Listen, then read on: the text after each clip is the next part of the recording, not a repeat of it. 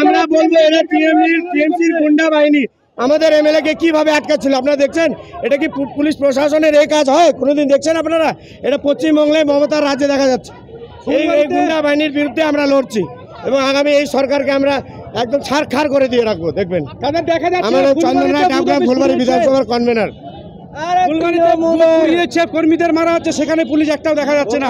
সেখানে মাত্র টিএমসি যেখানে ফোন করছে সেখানে পুলিশ ওদের হয়ে দালাল হয়ে চলে যাচ্ছে, যাতে ওরা ছাপ্পা পুলিশকে দিয়ে ছাপ্পাটা করাতে পারে।